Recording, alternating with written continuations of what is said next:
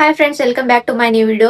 ಯಾರೆಲ್ಲ ಯುವನಿಧಿ ಅಪ್ಲಿಕೆಂಟ್ಸ್ ಇದ್ದೀರಾ ಅವರೆಲ್ಲ ನೋಡ್ಲೇಬೇಕಾದಂತ ವಿಡಿಯೋ. ಏನಕ್ಕಪ್ಪ ಅಂದ್ರೆ ಯುವನಿಧಿ ಕಡೆಯಿಂದ ಒಂದು ಬಿಗ್ ಅಪ್ಡೇಟ್ ಬಂದಿದೆ. ಅದ್ರ ಬಗ್ಗೆ ನಾನು ಈ ವಿಡಿಯೋದಲ್ಲಿ ಡೀಟೇಲ್ ಆಗಿ ಹೇಳ್ಕೊಡ್ತೀನಿ. ಮತ್ತೆ ಇನ್ನೊಂದು ವಿಷಯ ಏನಪ್ಪಾ ಅಂದ್ರೆ, ಮೊನ್ನೆ ನಾನು ಹಿಂದಿನ ವಿಡಿಯೋದಲ್ಲಿ ಹೇಳಿದೆ, ಯಾರ್ಯಾರು ಸೆಲ್ಫ್ ಡಿಕ್ಲರೇಷನ್ ಕೊಡಕ್ ಆಗ್ತಿಲ್ಲ ಅವ್ರು ನಮ್ಗೆ ಕಮೆಂಟ್ ಮಾಡಿ, DM ಮಾಡಿ ಇನ್ಸ್ಟಾಗ್ರಾಮ್ ಅಲ್ಲಿ ಅಂತ ಹೇಳಿದೆ. ತುಂಬಾ ಜನ ಕಮೆಂಟು, DM ಎಲ್ಲಾ ತರ ಮಾಡಿದೀರಾ. ಆದ್ರೆ ಅದರಲ್ಲಿ ಸೆಲ್ಫ್ ಡಿಕ್ಲರೇಷನ್ ಆಲ್ಮೋಸ್ಟ್ ಅಲ್ಲಿ ಎಲ್ಲರದು ಪ್ರಾಬ್ಲಮ್ ಒಂದೇ, ಅದು ಆಧಾರ್ ಕಾರ್ಡ್ ಡೀಟೇಲ್ ಫೆಚ್ ಆಗ್ತಿಲ್ಲ ಅಂತ. ಅದನ್ನೆಲ್ಲ ನಾನು ಟ್ರೈ ಮಾಡಿ ನೋಡಿದೆ, ಆದ್ರೆ ನಾನು ಆಗ್ತಾ ಇಲ್ಲ. ಅದು ಸರ್ವರ್ ಆತರ ಏನೋ ಒಂದು ಎಲ್ಲರದು ಒಂದೇ ತರ ಆಗತ್ತಂದ್ರೆ ಒಂದೇ ಸರ್ವರ್ ಪ್ರಾಬ್ಲಮ್ ಅಂತ ಹೇಳಕ್ ಆಗಲ್ಲ.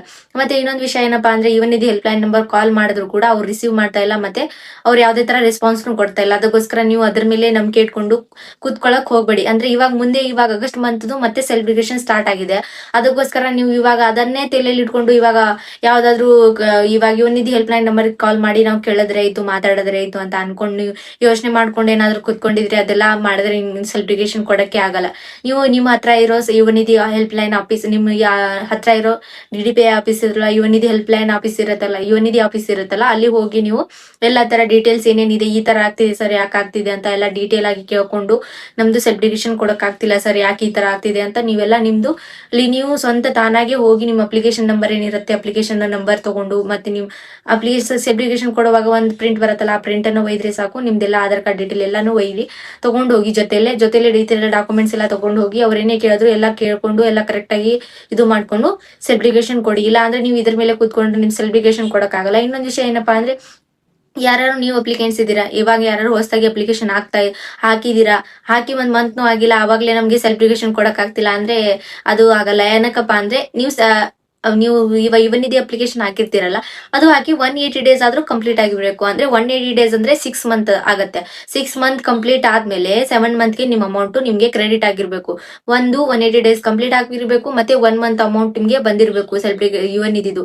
ಆವಾಗ ನೀವು ಸೆಲೆಬ್ರೇಷನ್ ಕೊಡಕ್ಕೆ ಎಲಿಜಿಬಲ್ ಆಗ್ತೀರಾ. ಅಲ್ಲಿವರೆಗೂ ನೀವು ಸೆಲೆಬ್ರೇಷನ್ ಕೊಡಕ್ಕೆ ಎಲಿಜಿಬಲ್ ಆಗಲ್ಲ. ಮತ್ತೆ ಅಪ್ಲಿಕೇಶನ್ ಹಾಕಿ ಒಂದೇ ತಿಂಗಳಲ್ಲಿ ಅಮೌಂಟ್ ಬರಲ್ಲ. ಏನಕ್ಕಪ್ಪ ಅಂದ್ರೆ, ಇದು ಯುವನಿಧಿ ಕಡೆಯಿಂದ ರೂಲ್ಸ್ ಇದೆ. ಅಪ್ಲಿಕೇಶನ್ ಹಾಕಿಂದಾದ್ಮೇಲೆ 180 ಡೇಸ್ ಆದ್ಮೇಲೆನೆ ನಿಮ್ಗೆ ಅಪ್ಲಿಕೇಶನ್ ಯುವನಿಧಿ ಅಮೌಂಟ್ ಬರಕ್ಕೆ ಶುರು ಆಗತ್ತೆ. ಅದರೆಲ್ಲ ಬಿಟ್ಟು ಇವಾಗ ಹೊಸದಾಗಿರೋರು, ಇವಾಗ ಅಪ್ಲಿಕೇಶನ್ ಹಾಕಿರೋರು ನಮ್ ಸೆಲೆಬ್ರೇಷನ್ ಹಿಡ್ಕೋತಾ ಇಲ್ಲ ಅಂತ ತುಂಬಾ ಜನ ಕಮೆಂಟ್ ಮಾಡಿದ್ರಿ.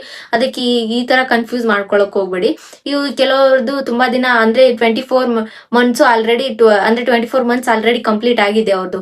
ಯುವನಿಧಿ ಕಡೆಯಿಂದ 24 ಕಂತುಗಳು ಕ್ರೆಡಿಟ್ ಆಗಿದೆ ಅವ್ರಿಗೆ. ಆದ್ರೂ ಕೂಡ ಅವರು ಮತ್ತೆ ಸೆಲೆಬ್ರೇಷನ್ ಹಾಕಕ್ಕೆ ಟ್ರೈ ಮಾಡ್ತಾ ಇದ್ದಾರೆ. ಬಟ್ ಆ ತರ ನೀವೇನಾದ್ರೂ ನಿಮ್ದೇನಾದ್ರೂ 24 ಮಂತ್ಸ್ ಆಗಿದ್ರೆ, ಇವ ಅಪ್ಲಿಕೇಶನ್ ಹಾಕಿ 24 ಮಂತ್ಸ್ ಹಣ ನಿಮ್ಗೆ ಕ್ರೆಡಿಟ್ ಆಗಿದ್ರೆ, ನೀವು ಒಂದ್ ವೇಳೆ ನಿಮ್ ಸೆಲೆಬ್ರೇಷನ್ ಇಟ್ಕೋತಾ ಇಲ್ಲ ಅಂದ್ರೆ, ಇವಾಗ ಏನ್ ಯುವನಿಧಿ ಸ್ಕೀಮ್ ರೂಲ್ಸ್ ಅಲ್ಲಿ ಏನಿದೆ ಅಂದ್ರೆ 24 ಮಂತ್ಸ್ ಅಷ್ಟೇ ನಿಮ್ಗೆ ಯುವನಿಧಿ ಕಡೆಯಿಂದ ಹಣ ಜಮಾ ಆಗತ್ತೆ ಅಂತ ಇದೆ. ಅದಕ್ಕಿಂತ ಜಾಸ್ತಿ ಹಣ ನಿಮ್ಗೆ ಕೊಡಲ್ಲ ಅಂತ ಇದೆ. ಅಲ್ಲಿವರೆಗೂ ಅಲ್ಲಿಂದ ಸ್ಟಾಪ್ ಮಾಡ್ಬಿಡ್ತಾರೆ ಅಂತ ಇದೆ. ಅದಕ್ಕೋಸ್ಕರನೇ ಅದು ಆಧಾರ್ ಕಾರ್ಡ್ ಡೀಟೇಲ್ ಅದು ಫೇಚ್ ಆಗ್ತಾ ಇಲ್ಲ, ಎಲ್ಲಾದ್ರು ಅದೇ.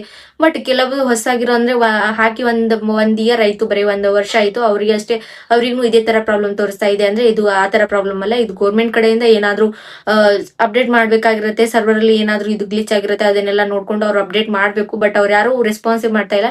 ಅದಕ್ಕೋಸ್ಕರ ನಿಮ್ಮ ಹತ್ರ ಇರೋ ಸೆಲೆಬ್ರೇಷನ್ ಅಂದ್ರೆ ಇವಾಗ ಸೆಲೆಬ್ರೇಷನ್ ಕೊಡಕ್ಕೆ ಆಗಸ್ಟ್ ಮಂತ್ ಸ್ಟಾರ್ಟ್ ಆಗಿದೆ.